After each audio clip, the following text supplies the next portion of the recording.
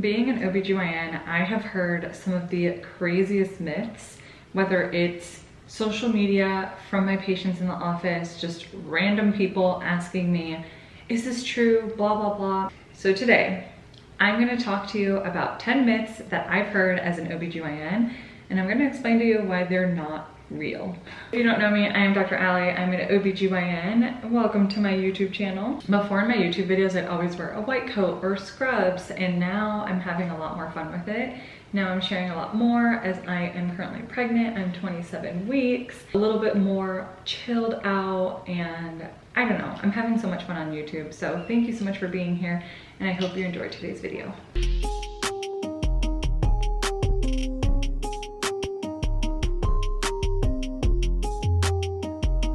Myth number 1, you can't get pregnant if you have sex in a hot tub. I feel like I've heard this myth even as early as when I was in high school, because the hot water of the hot tub kills sperm, blah, blah, blah. Let me tell you, sperm will find a way. Remember that they are resilient little swimmers. And if you're having sex in a hot tub and you're not using protection and you're not on birth control, once the sperm enters the female reproductive tract, it's fair game. It's not like when you have sex in a hot tub that, you know, the sperm and ejaculate comes out and then like hangs out in the water and then goes in. Like if you're in the act, it's already gonna be inside of the female reproductive tract. So that's why this is a myth. Number 2, IUDs cause infertility. I hear this one all the time and it is simply not true. I mean, my pregnancy is right after an IUD removal. If you haven't watched my pregnancy announcement video, I go into more detail on when I removed my IUD, how quickly I got pregnant, and all that good stuff. So I'll leave that link down below. I'm just gonna give you a brief overview of how IUDs work. There's 2 available on the market right now, a hormonal IUD that has hormones in it, and the copper IUD. Hormone IUD works by making a thick cervical mucus, almost like a cervical mucus plug, so sperm can't get inside of the uterus. It also thins the lining of the uterus. The copper IUD works very differently because copper actually creates a toxic environment inside of the uterus, and copper is very toxic to sperm. So when sperm come in contact with copper, they die. So that's a brief overview of how IUDs work. Again, if you want more information, I have made several videos all about IUDs, and again, I'll link those down below. But remember that IUDs are a safe form of birth control and they're very reliable. There has been no association with infertility and the use of IUDs. So don't listen if people are commenting this on social media or telling you this or that. There's no correlation. Myth number 3, and this one, oh my goodness. The position in which you have sex determines the gender of your baby. To be completely honest, this is even something that I had a conversation with one of my close friends because she really thought that this was true. It does not matter what position you have sex in. There is no correlation between position and gender. This is one of those old wives' tales that I don't know how they got passed around, but it does not matter. What determines the gender of the baby is actually the sperm. So let's talk about this for a minute. Males have XY chromosomes and females have XX chromosomes. So when you're talking about having or making a baby, males can donate either an X chromosome or a Y chromosome. Females can only donate an X chromosome. So essentially what determines the sex of your baby is what sperm fertilizes the egg. Is it a sperm that carries the Y or the X? Myth number 4, you can't get pregnant if you have sex standing up. This goes hand in hand with the first myth that I talked about. Remember, sperm will find a way. If there's penetration, insertion, and the release of ejaculation inside of the female genital tract, a baby can happen. Myth number 5, if you have PCOS, you can't get pregnant, or essentially you're infertile. Now this is absolutely my pet peeve. I feel very passionate about PCOS and proper education and proper treatment for PCOS because there's so much misinformation out there on the internet. This past week, I actually held an Instagram live where I sat down with you all and I explained PCOS, what it is, how we diagnose it, how we treat it, lifestyle changes, all that good stuff.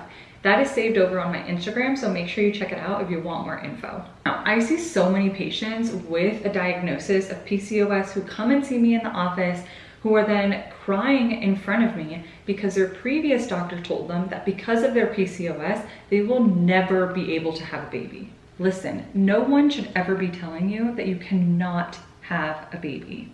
Now, obviously, if you don't have a uterus anymore, or you don't have ovaries, or there's an extreme like genetic condition or something like that, this may be different and doesn't apply. But just because you have PCOS, or because you have endometriosis, or because you're overweight, or whatever other crazy things someone has told you, please get a second opinion or ask them for more information as to why they would say something like that. That statement of you will never be able to have a baby, or you will never be able to be pregnant, can be mentally so damaging for a woman, whether it's culturally, religious, or just for someone's mental health. Doctors need to stop saying this. Not even doctors, just nurses or nurse practitioners or PAs or whoever you're seeing for your care. Please, if someone makes a comment like this, ask them more information or go get a second opinion. If you do have the diagnosis of PCOS, can it be a little bit more challenging to actually get pregnant? Yes, this is true. Because of the nature of PCOS and the pathophysiology behind PCOS, it can be harder and you may struggle with infertility, but it does not mean you will never be able to get pregnant. Now, again, it may be something where you have to do medications to get pregnant, IVF, something like that, but speak to someone and come up with a treatment plan that works for you. If you all want a full video on PCOS here for YouTube, let me know and I can make that happen. Myth number 6. If you've had one C-section, that means that you will forever need to have a C-section. Now, this one isn't necessarily true. This is all going to depend on, one, if you're a good candidate to have a vaginal delivery after having had a C-section. Now, a lot can determine whether or not you'd be able to have a vaginal delivery if you've had one C-section. But oftentimes, just because you've had one C-section doesn't mean that you're stuck with C-sections for the rest of your life. Now, the biggest determinant of this is the incision type that you had on your uterus. Now, I'm not talking about the incision on your skin, because oftentimes we have that kind of bikini line or fan and steel incision that we make on the skin. I'm talking about the incision that was made on your uterus to get your baby out. If you have had a classical C-section or a vertical C-section, meaning the incision on your uterus is vertical, oftentimes that means that we don't recommend you to have a vaginal delivery because the risk of uterine rupture is so high. But if you had a horizontal or a low transverse incision on the uterus, you may be a candidate for a trial of labor after a C-section or a TOLAC. What's really important here is to ask your doctor after your C-section, hey, for my next pregnancy, will I be able to have a vaginal delivery? Do you think that's a good idea? Have that conversation, because your surgeon, your doctor that did your C-section is going to offer you the best advice and best recommendation because they were the ones doing the surgery. I'm getting into like a lot of topics here. So if you want another video on TOLACs or VBACs or C-sections, let me know. Myth number 7. The heart rate of your fetus or your baby is going to determine the sex of the baby. Again, no. As I mentioned before, what determines the sex of the baby is actually going to be the sperm. Now, I know there's a lot of old wives' tales, and I hear it all the time when someone comes in for her new OB appointment, and they're like, what's the heartbeat? What's the heartbeat? And I'm like, oh, it's 150. And they're like, it's a girl. Or it's 140. And I'm like, it's a boy. And it's usually either the mom or the grandparents in the room that make the comment. I'm pretty sure even my mom has made this comment before, and it's just simply not true. How fast it beats has no correlation to the sex or the gender of the baby. But then I hear all the time, oh, Dr. Ali, but my mom was right. Because it was beating so fast, it was a girl. I always have to remind them that, yeah, there's a 50-50 chance that they're gonna guess the right gender. Pretty good odds.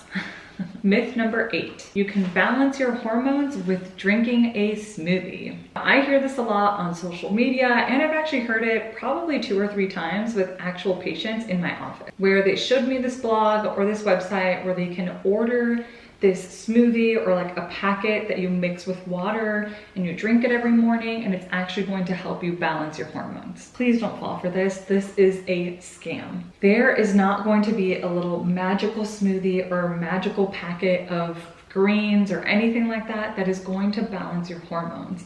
Actually, the term balance your hormones isn't even medical. This is something I'm sure someone came up with to try and scam women into thinking that you need to spend more money to balance your hormones, or just think that something is wrong with you because your hormones aren't balanced. Also, in addition to that, because this is so popular in social media, did you know that women's health topics, specifically relating to hormones, is one of the most popular and most effective ways to make money on social media? Isn't that absolutely frightening? That means any influencer, Joe Schmo, could sign a contract with a company, make thousands of dollars off of telling you that you should also take these supplements because of how life-changing it was.